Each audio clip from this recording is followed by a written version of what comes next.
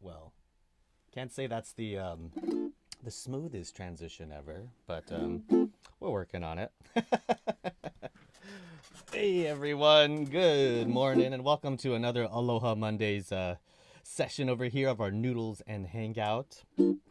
And a little bit of some technical troubles this morning, a little bit here, so hopefully things will kind of even out. But I know there's a little bit of a lag here that's happening, so technology's great when it works, as they say. Hey, how's it going? We got Steve Powell in the house. How's it going, Steve? Long time no see. Aw, well, thanks for stopping in.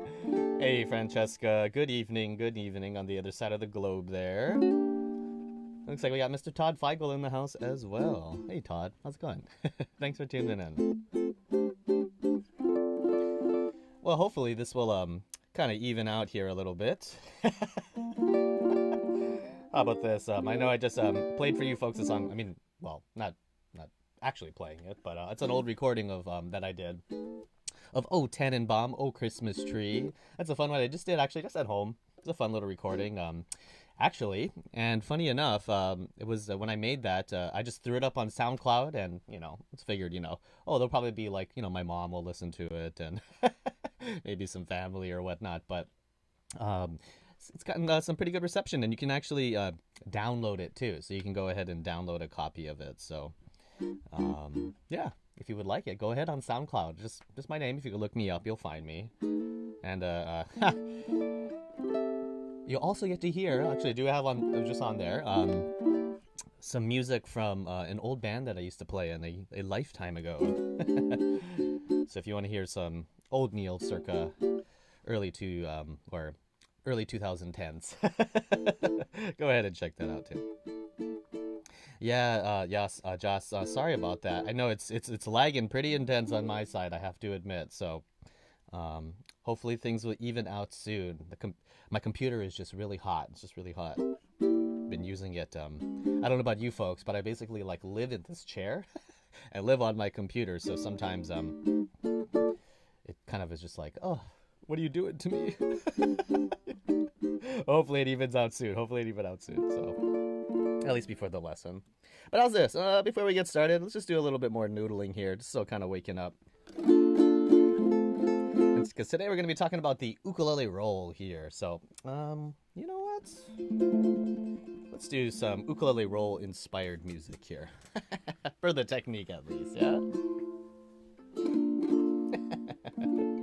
Hey, got Tanya in the house too. Welcome, Tanya. Good morning.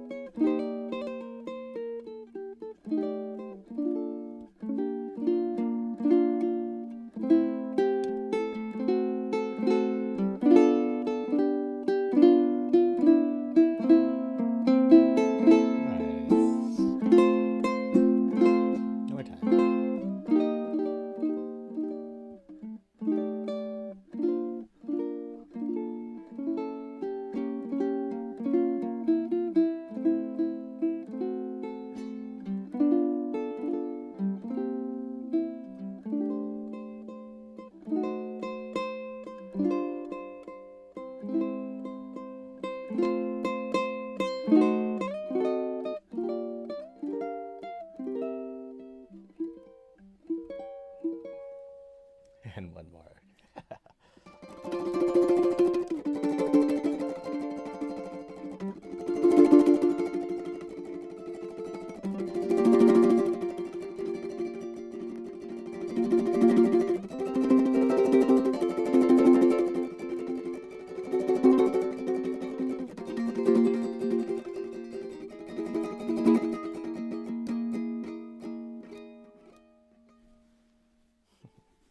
And one more, one more. We are playing the ukulele after all, right? I feel like there's hardly a sound more synonymous with the ukulele than that, right? Just that.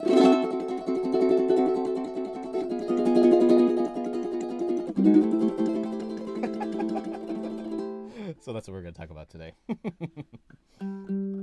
But alrighty there, just a little warming up there, a little bit of noodling around, using our technique, and a very familiar chord progression there that I'm sure some of you folks recognize.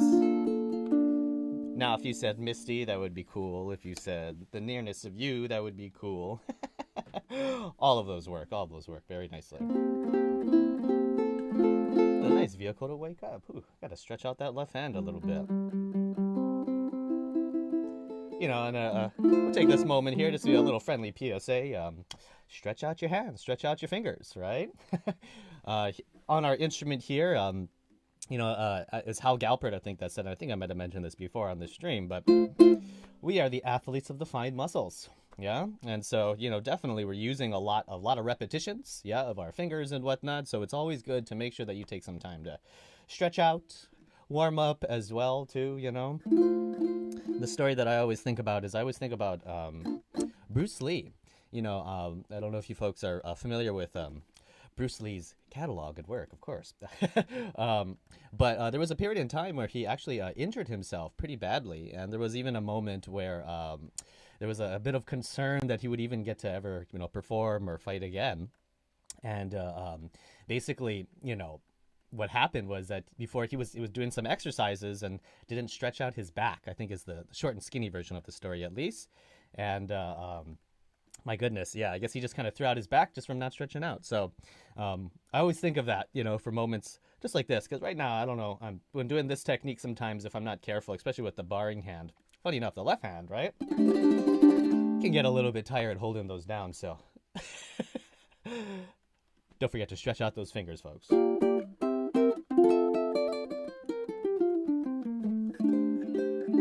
Yeah, right.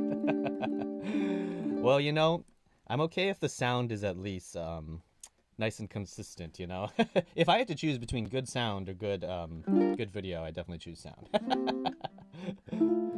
But thank you all for being patient out there. Yeah, it looks like it's going to be a little laggy today, so you need me to repeat anything, just let me know. But I think we'll just go ahead and jump into it. This is actually kind of going to be a little bit of a kind of short lesson here. Roll out the barrel, very nice. But yeah, we got a little short lesson on the ukulele roll here. Okay, so the thing here about the ukulele roll, right, is that kind of, well, at least this is what I grew up calling it, because this is what my teacher called the technique as well, the ukulele roll. And, I always kind of think of that, or thought of that as kind of an extension of like a drum roll. So if you think about like how you might roll like on a snare drum or something like that, right? It's kind of like this rapid effect, right? Where you're going left, right, or some kind of pattern of some sort, right? So it's just, and at a certain point, right, it just kind of blurs, which is really nice. It was a kind of sound. And so that's definitely what we're going for today for our right hand.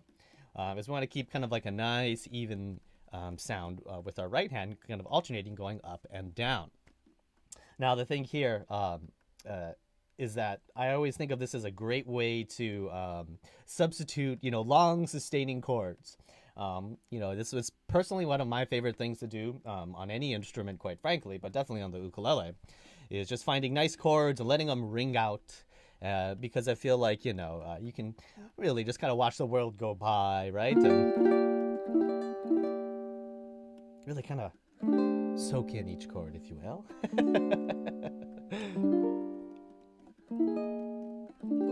But because on a short scaled instrument like this one, oftentimes you're not going to have maybe the best sustain in the world. I think a great way to continue the sustain is by doing this technique, by doing the ukulele roll. You know?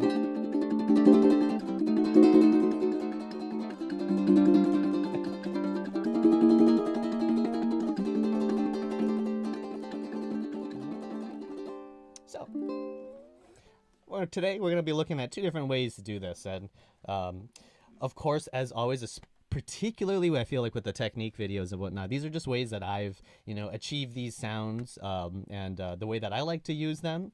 Of course, I hope at the minimum there are other ways to do this. And, I know for sure that there's other ways to do this. And that's what kind of keeps it fun, yeah?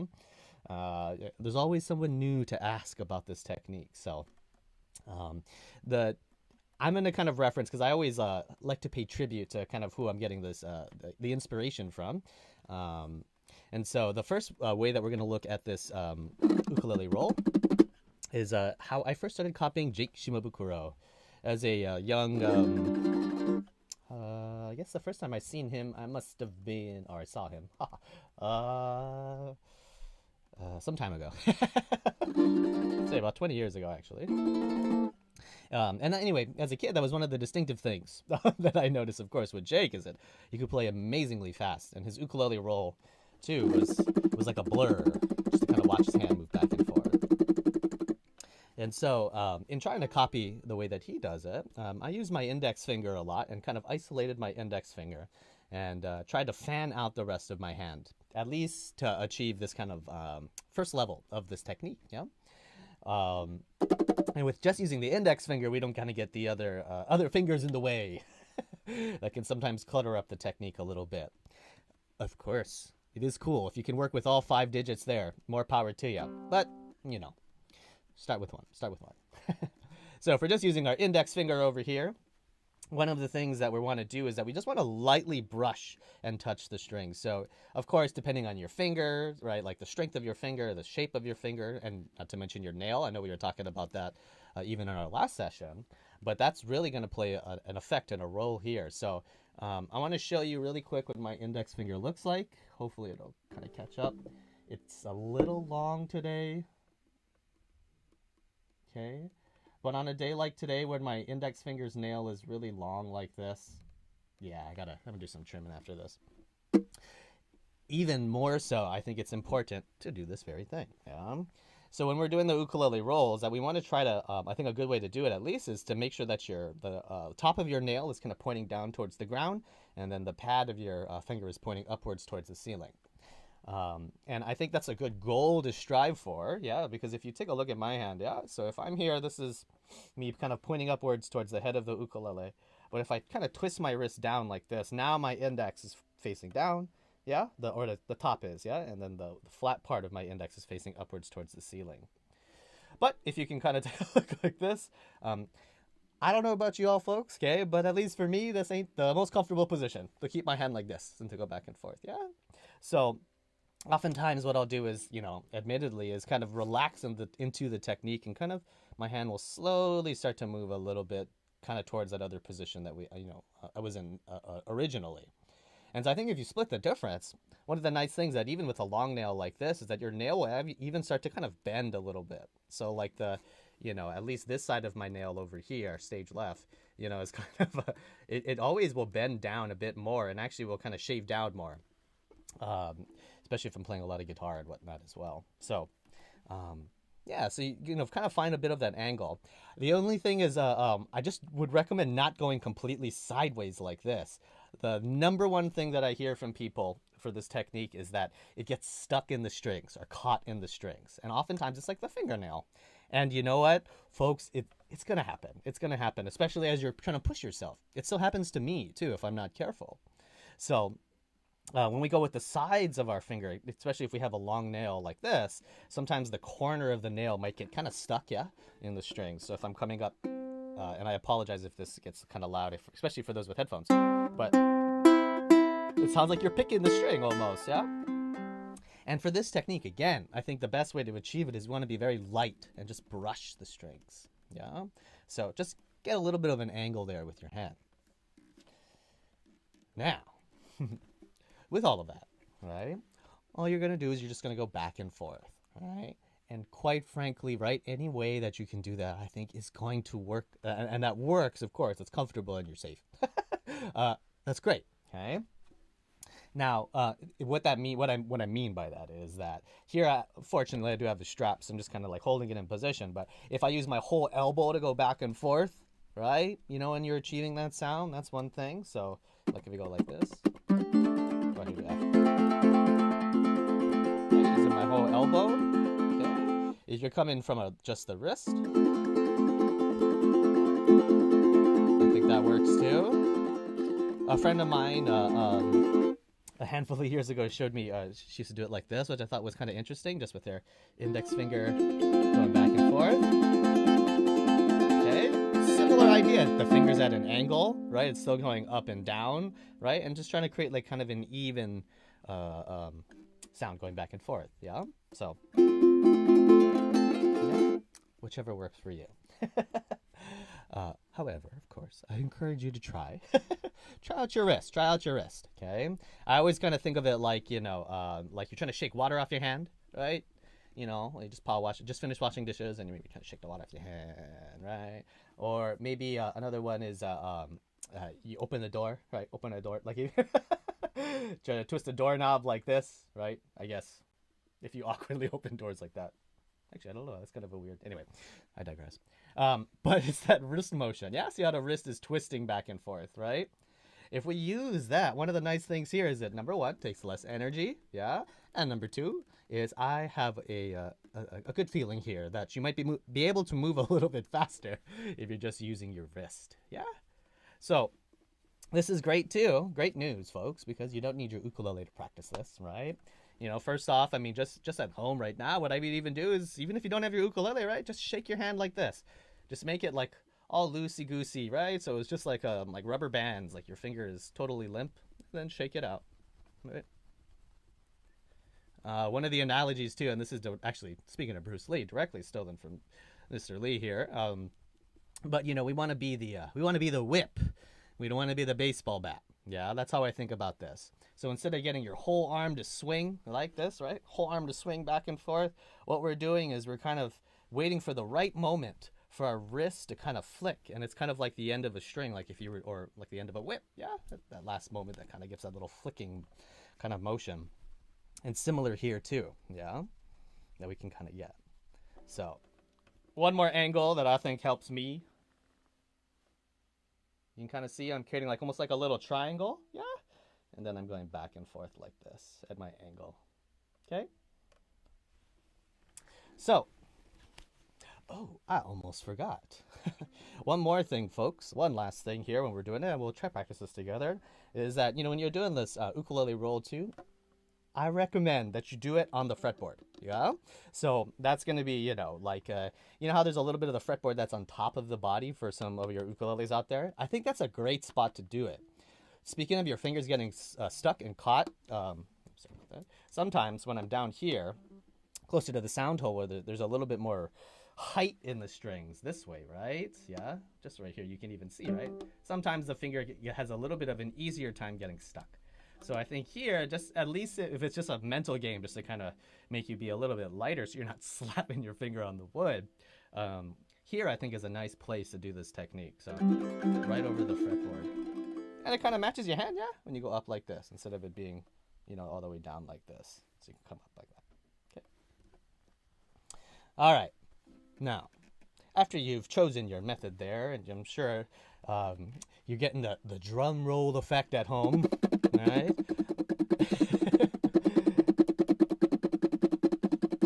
Okay. Let's try this a little bit together. We can do some patterns. We'll do a little Simon Says here just for fun. So let's go ahead and do this. You know, oftentimes when you're practicing your right hand stuff, we don't need like a chord or anything like that. And so for this, just for now, what we're going to do is with our left hand is we're just going to let the left hand sit on the strings like this. It's not pushing or anything. They're just sitting like this. Yeah, so they're just barely touching it. And you'll notice I'm just being lazy, letting my hand just kind of sit on the fretboard. And what that'll do is stop the strings from vibrating, yeah? really get that drum effect because there's no sustain. So it really sounds like, it sounds like a snare drum, yeah? So we'll do that. Okay. Now from here, right? We start slow, right? That's just an exercise, right? What I would do is just go down, yeah? Well, I must be I must be interesting with the lag, yeah? It's like, yeah, like a helicopter coming in, yeah? That's sometimes what I call it too, is a helicopter struck. That's good. Okay. Oh, squirrel. Okay. Now, okay, so when you're going down, yeah? You're going like this. And what I would say first is, if you go slow, yeah, then you can really focus on your form, right? Form before speed, as always. And so here, right, just really focusing on that movement of the wrist, right? You're trying to maybe flick a little bit of water off your hand, right? Get a little flick. Right. Now, just to be a bit over the top, right? I'm going to use it on my whole arm, right? And look at the motion. Look how much energy. Look how much, range of motion I have to use to get that same amount of feel. Okay? Now just with the wrist, yeah? Just kind of flicking like that. Okay? Now, go up too, yeah? So just... just going up, yeah? With your index finger. Yeah.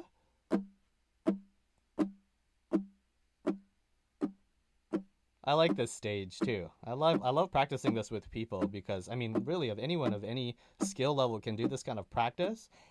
And I dare say that this kind of practice is good for all skill levels too. So even right now, I'm getting something out of it. I'm like, oh yeah. I can feel it a little bit in my arm there, especially after doing a couple repetitions.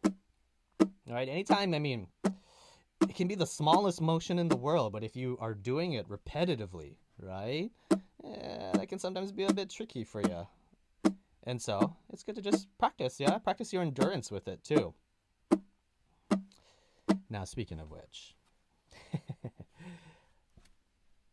let's take it another step. Let's go back and forth, right? Going down and up. And what we're going to do here is first we'll just kind of get nice and even, down and up. Steve, I love the train too, right? So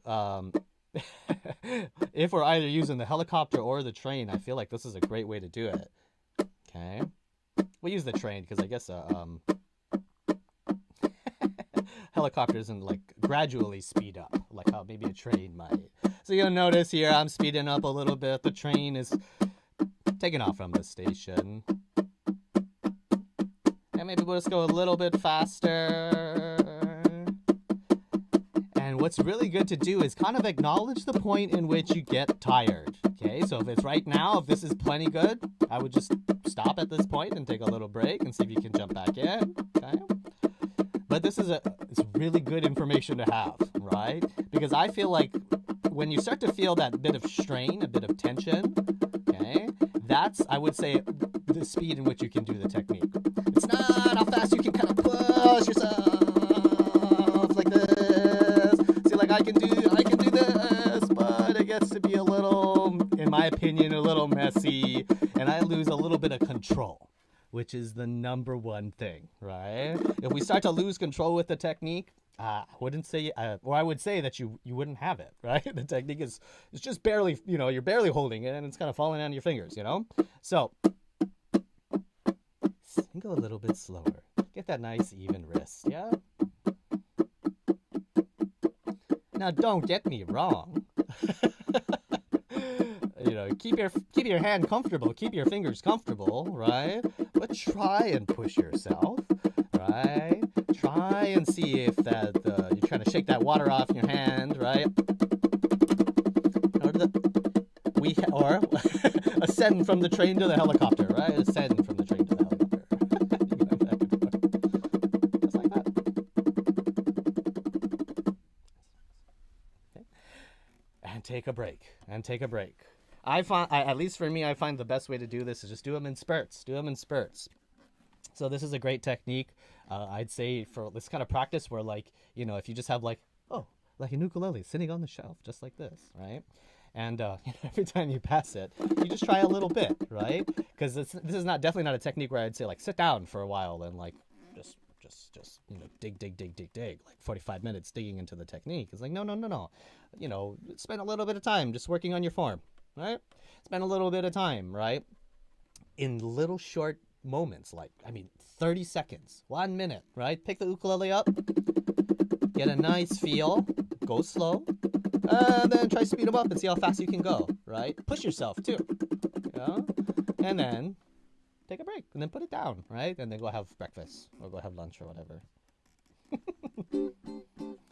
Yeah, a little hungry. Nah. But all right. So number one, right? That's a great method right there to use the ukulele roll. Folks, if you do have any questions, comments, or concerns, please go ahead and leave them in the chat or send me a message. More than happy to take a look and answer your questions, of course. Now,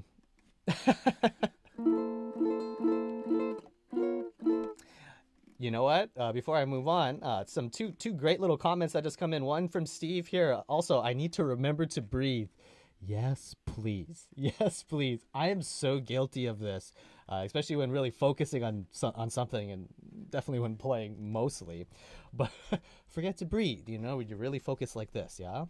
Whatever technique that you're doing, whatever song that you're playing, I feel like another good indication is that you are regularly breathing. I think that's a good mark. I say that you're comfortable with the tune. So yes, Steve, definitely don't want you to pass out. Please breathe. Now, Joss, I forget. I'm not trying to pronounce your name. Sorry about that. But it looks you're mentioning here. It looks like you pin the uke against your right arm, and thank you for bringing that up too. Okay, because yes, I think that helps a lot, especially for those of you out there with soprano ukuleles, smaller ukuleles, or with no strap. Right, we're gonna need a lot of support with our arm. So let me just take the strap off for a moment. Okay. So yeah, utilizing your right forearm here to kind of to hold it up against you, I think helps a lot. And you can kind of see like where it's like a comfortable place for you. Yeah, depending on yourself and the ukulele, of course, right? The thing here that I like about this, especially with the tenor that I like to feel, is that I can kind of just be right on the edge, right on the corner over here of the ukulele, with my arm like this, and so right, I can just hold it up like this, and even without a strap.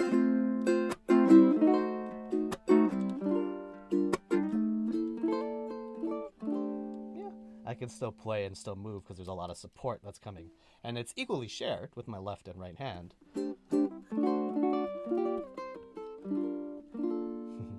Yeah, and it helps a lot, especially for something like this, yeah?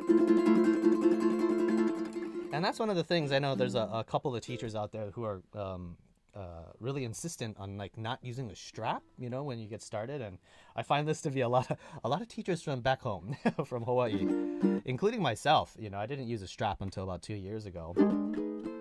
And honestly, at that, the reason why that I hadn't used a strap, that I was, I used to always say you don't need strap,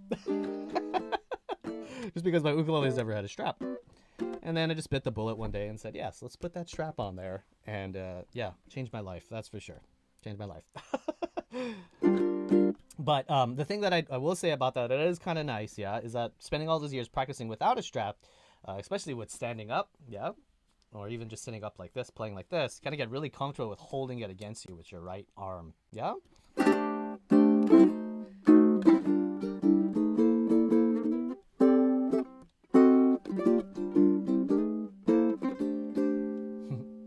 But, still helps to have that strap. Anyway, I always think about when I used to gig a lot when I was younger. My brother and I used to play a lot together in a group called The Bodyguards. But definitely we would always stand up. There was 4 of us, and we'd always stand up in a row, wearing our matching aloha shirts, of course. But one of the things that it's just such a visceral memory for me is is the what I call the typewriter effect, yeah. So, playing with no strap and whatnot, you play, and the ukulele kind of falls a little bit, and I distinctly remember, always grabbing the hip of the ukulele and pulling it up, especially like after solos.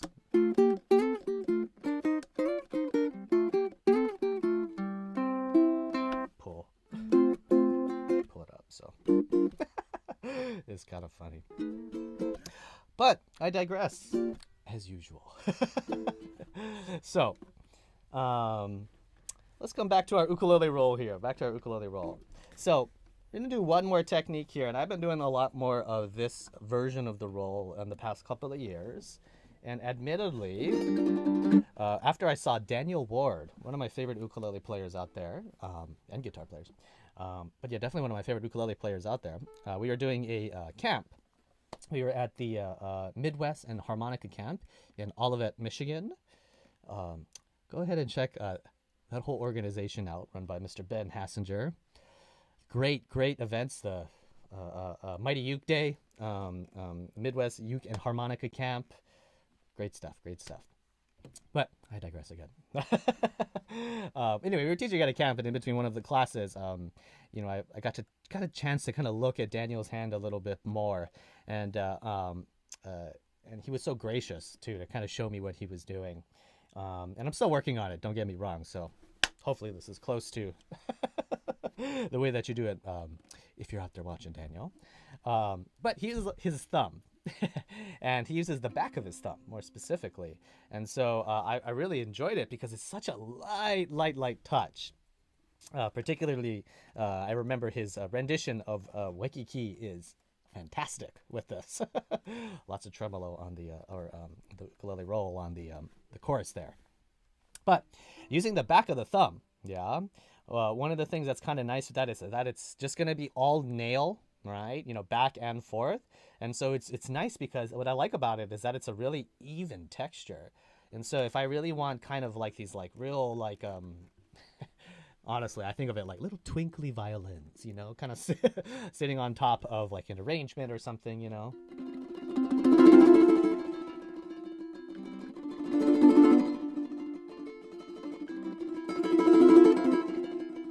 I think it's kind of nice.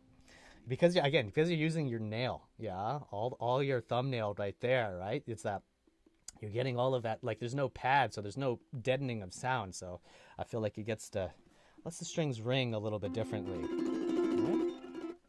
So this is how we do it. Well, this is how I do it. So you take your thumb, right? You just basically just kind of like point it at you like this. And the thing here, right, is that the thumb, it's actually kind of in an odd direction where the pad of the thumb is kind of almost pointing towards the headstock of the ukulele. You might note that, kind of we're talking earlier about using our index like this, and I was saying that it's easier to kind of angle. And this is kind of in a similar manner, where if we kind of start from this angle, we might have to kind of change it depending, on how we're hitting the strings a bit. But you'll notice that it's in a similar angle, just pushing directly towards the head. And so what's nice about this, what I like, is that it works particularly well if you have a long thumbnail, because you can kind of roll, a little bit on the nail itself, because you have a little bit of curvature. Often most of us will, and especially as you grow your nail out too, the ends will oftentimes will curve in, and if they don't, if you get the corners, you just chop them up a little bit, or give a little bit of a filing. But with the back of the thumb like this, going back and forth, always just scratching up, then using the nail of the strings. Hey, how's it going? It's kind of that motion though, right? You see how that's working out? And it's all this, this motion. It's all that wrist twisting, just like this. Similar, right? But just from the other way, hand up instead of hand down almost, okay? So back like that, and try it out, okay? So grab, or let's mute the strings, I should say, and just picture yourself like a drummer, you have a snare drum in front of you. That same thing, we can go slow, okay? Because if you can get a good down and you get a good up, right, then it's just about speed. And the thing, too, that I always like to mention with the ukulele roll is that, including myself, I'm going to go fast because it's just kind of fun to do, But, of course, right, if you can start slow, slowly build up speed, you can still get a nice sound. And really having it being even is the key. Yeah, because like if I'll hold a chord here, I'll hold a F. Yeah, so if I'm doing like this F, okay,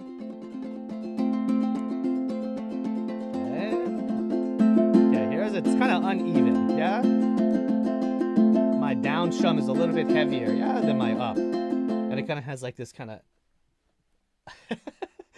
not janky, but it's almost kind of swung almost. Yeah.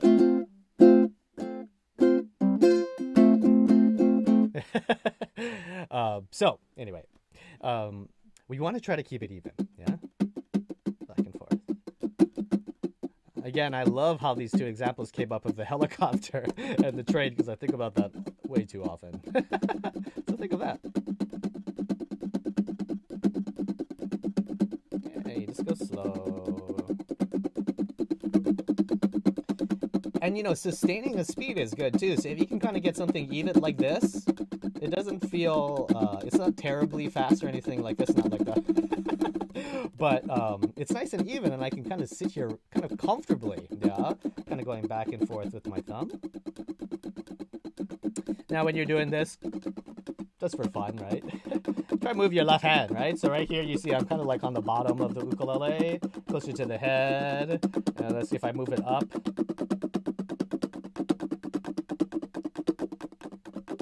Fun. Yeah, closer to the body.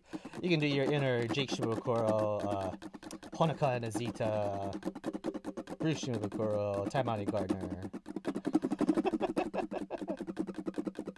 I don't know, often they'll do this technique and it's kind of fun. Slight difference in sound. So, it's kind of fun to do. And good practice too. So, another version of this ukulele roll. Again, just to kind of get a nice sustain and even sound from the technique itself.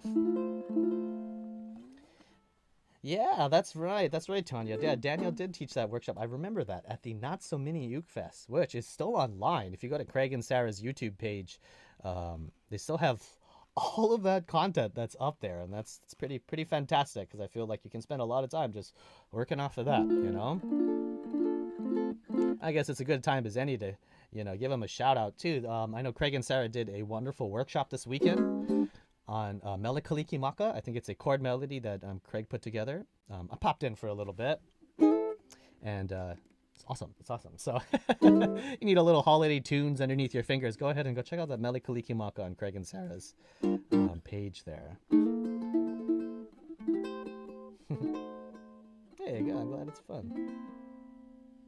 Yeah, and a different way of doing it, right, Francesca? Right? Hey, more things to add to the toolbox. But alrighty, folks. Yeah, that's gonna wrap up our little class here on the ukulele roll. I hope you found that informative and got to learn something new or try it out. Again, it's just a fun technique to practice. So take it around for the block this week and see how you feel about it. You know, I think a good way to do it too, especially if you're practicing by yourself, is you know, just put it at the end of songs. You know, it's just kind of a nice way to end tunes and whatnot. And so, you know. You choose your ukulele roll. So I'll do my thumb. Okay, let's do a different genre. I'm gonna do jazz, right?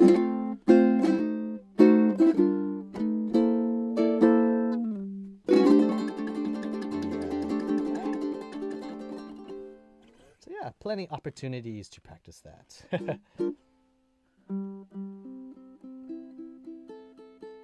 Alright. So I think I'll play a tune here before we kind of wrap up. Oh yeah, oh wow. Nice. What was the opening chord progression you alluded to? Hey, that's awesome, Steve. I'm glad there's lots of practice ahead. You know, this is terrible, but I'm not sure I remember. I'm not sure if I remember what chord progression I was alluding to. But you know what's great? If you a great chord progression you can do is just the Hawaiian vamp too, yeah. Not just, but the Hawaiian vamp is fantastic with this. You know, again, I think it's synonymous with the ukulele sound, yeah? So, if you're doing like D7. Oh, okay, cool, cool. We'll talk about that. You're talking about D7, G7. Maybe fancy we would do C6. Or regular C is good too, yeah? So, Steve, so the nearness of you chord progression. Yeah, it's basically mostly diatonic chord progression in the key of F. I tell you what, Steve, go ahead and send me a message, and if you want, I think I have a chord chart. I mean, I know I have a chord chart of it. I'll go ahead and send you. It just has the chord changes from iReal Pro, but send me an email, and I'd be more than happy to send you that chord sheet for sure. For sure. It's a good progression to learn because it's a lot of tunes on it, and it sounds pretty too. I dare say. All right. Ukulele and a fedora. Hey, well, awesome. Well, thank you for listening. And I'm glad that you're practicing up on your ukulele as well. Yes, I do, in fact, do private lessons.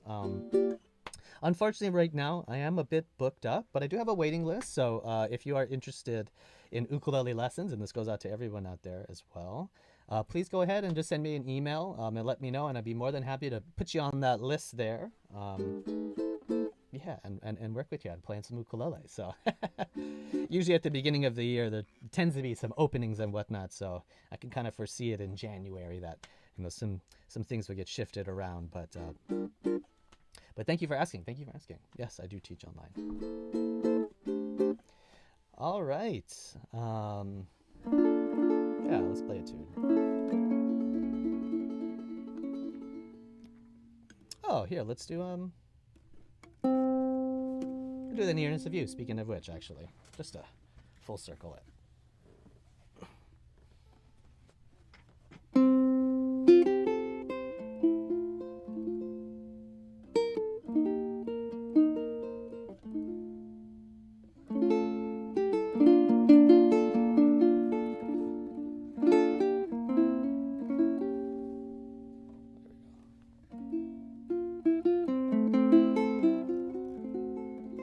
Actually, better here, yeah.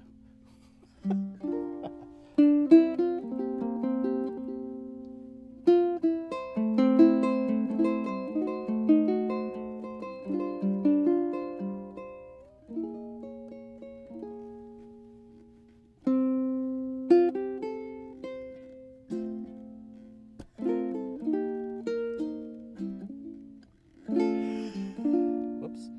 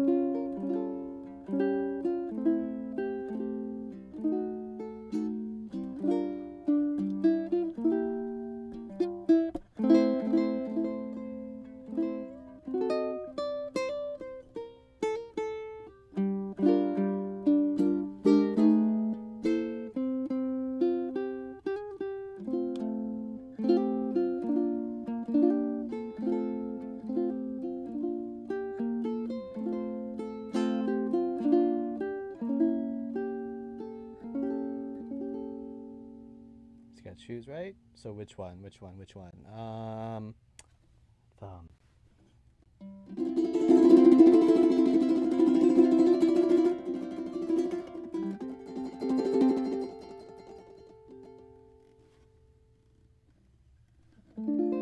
There you go. Nice F6. Alrighty. Yeah, a little nearness of you there with that lovely ukulele roll at the end. Oh, here, actually. I know I've done this before on the stream, but yeah, we'll do it one more time. Just got a couple of minutes before I gotta bounce. Stay right there. I'm gonna put this down. I should put it. Okay. Yeah, let's try a little bit.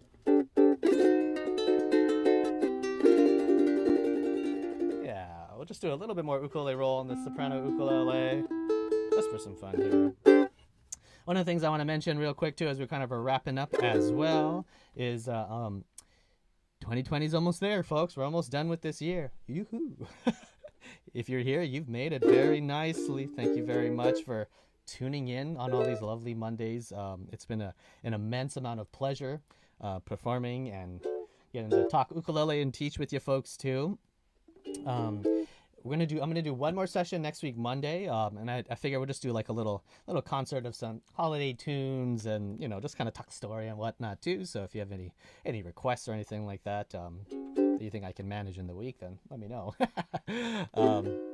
But yeah, we're gonna have a nice relaxing session just to kind of end it up next week, and then after that, we will see what happens in the new year. Like I had mentioned, I got some fun things that I have in the work here, and so we'll see what happens after that, and what will be in the next chapter of our Monday mornings here.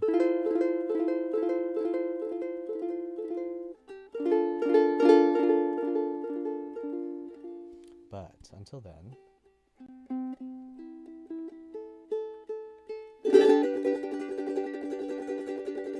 yeah, let's do a little G.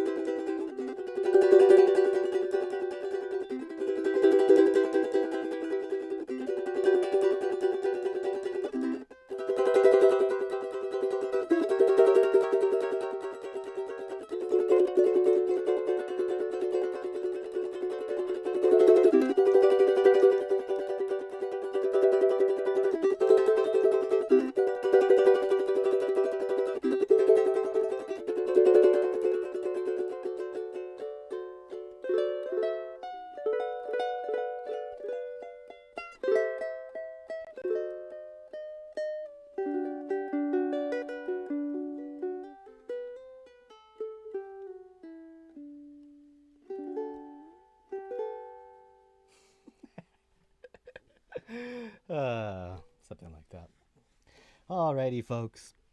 Thanks again for tuning in for another one of our Mondays and Noodles and Hangouts, and appreciate it all, folks, for tuning in. So let's do it again next week for sure, with some holiday tunes and some fun there too. Of course, if you have any questions or anything like that that you folks want to talk about, please go ahead and leave it in the comments, yeah? Or send me a message too. All right. So, on that note, of course, folks, plenty of the day left to be had. So if you didn't learn something new today, go ahead and learn something new today. As humble or as grand as it may be. Oh wait, where did my cursor go?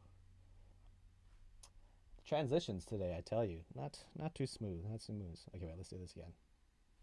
Wait for it, wait for it. Actually, you don't have to. We're done. All right, nah, just kidding. All right, take care, folks. I'll see you guys next week, and have a lovely week. Be compassionate, be kind, and do something nice for somebody today too. Aloha. Da da da da da da da.